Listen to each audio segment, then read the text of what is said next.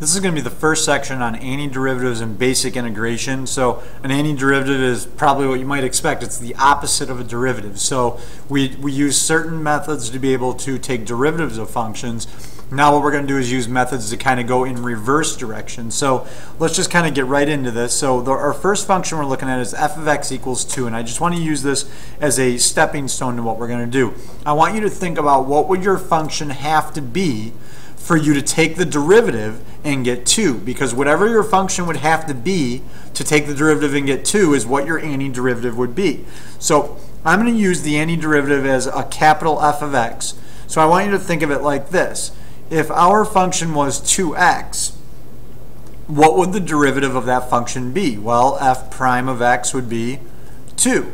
So that means that f of x, that means that 2's antiderivative is 2x. But we also have another problem, because what if our function was, say, 2x plus 5? Well, if you recall, that derivative would also be 2. So we have a little bit of an issue. But this is where the first concept about antiderivatives and basic integration comes in. Whenever you take the antiderivative, you will have to make sure that there's a constant that is added at the end.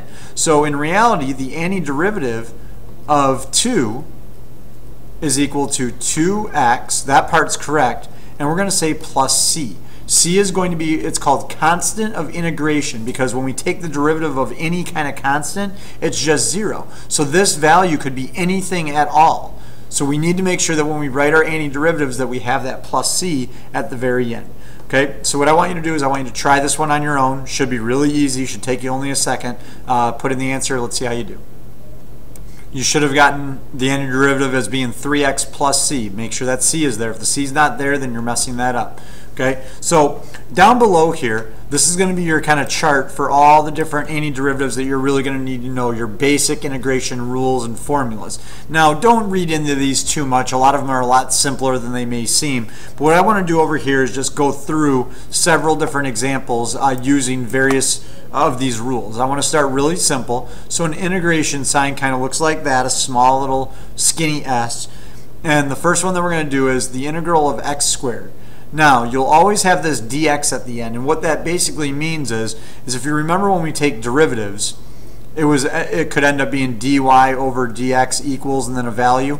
Basically what we're doing is we're just bringing this dx, this change of x or so, over to the other side. So don't worry about that too much. It is important, but it's not important.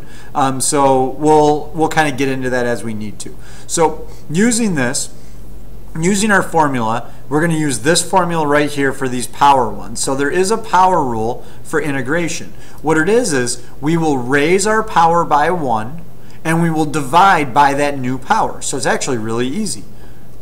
X to the third, and then divide by the new power. So it's going to be x to the third over 3, and then don't forget your c.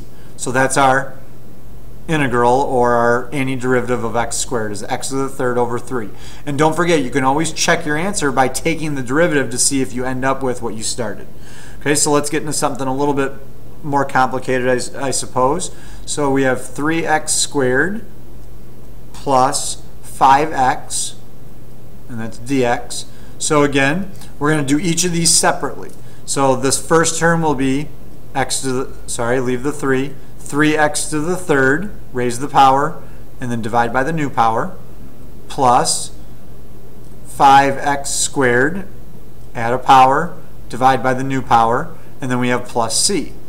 So when we simplify this, you'll see the 3's cancel out, so we're just left with x to the third plus 5 over 2 x squared plus c. And that's the antiderivative. Okay, let's move on to something a little bit more difficult. Okay, what if we had 1 over x to the third power? Well, in this case, the one thing you want to make sure that you do is rewrite this first. So always rewrite these, just like when we took the derivative. So instead of it being 1 over x to the third, you would want to write x to the negative third power dx. So when we take the derivative, or take the antiderivative, again, raise our power, which means you're adding a power, not making it -4. Adding a power would mean that we have -2, and we divide by -2. You always divide by whatever that new power is, plus c. And now we want to simplify, so we'll have a 1 on top. On the bottom, sorry, we're going to put the negative on top. We're going to bring this negative up to the top. On the bottom, we're going to put 2, and then we brought the x squared to the bottom. So we have -1 over 2x squared plus c. And again, this part is just algebra. So if you're struggling with that, then that's the algebra part that you're struggling with, not the calculus part. Okay, let's move on to a different one. I'm going to scroll down a little here. Okay, again, let's get a little bit more complicated. The integral of the square root of x. Again, rewrite it first as a power. So if you recall, the square root is x to the 1/2 power dx. Forgot our dx here, no big deal. So now we take the integral. We raise that power by 1. So that will be x to the 3/2 divided by 3/2 plus c. And then we simplify. Whenever you divide by a fraction, remember you're just multiplying by the reciprocal. So this will just end up being 2/3 x. And we're just going to leave this as a fractional power. Okay, so there's your antiderivative there. So you're kind of seeing a lot of different examples here of what can happen. Okay, let's go to another one. The integral of 3 cosine of x. Okay, so everything we've done up until this point has been all power rule. Now we're going to get into some trig stuff. So the first thing you want to remember or realize is that if anytime you have a constant out front, you can just bring that to the outside of the integral. That's not really important. So the integral of cosine, okay, the antiderivative of cosine is just sine of x. So therefore, we bring the 3 back in, so it's just 3 sine of x plus c. So there's that antiderivative. Okay, let's get a little bit more complicated here.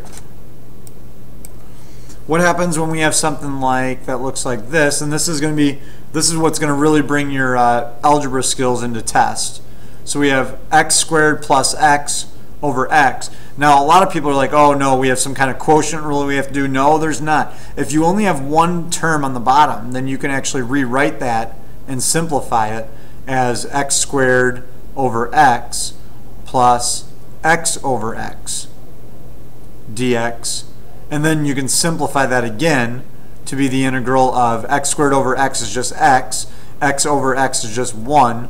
So then we're just left with the integral of x plus 1, which becomes x squared over 2 plus the integral of 1, that's a constant, is going to be x. So we do have to, we are going in reverse. Remember, the derivative of x is just 1, so the integral, or the antiderivative of 1, is going to be x. And then don't forget our plus c at the end. And then the last one that I want to do is another trig function. And again, this is a little bit more complicated, but here's how you want to look at it. Again, if you break it up, it makes it a lot easier. So we have the sine of x over the cosine squared of x dx. So what you want to do here is you want to break this up.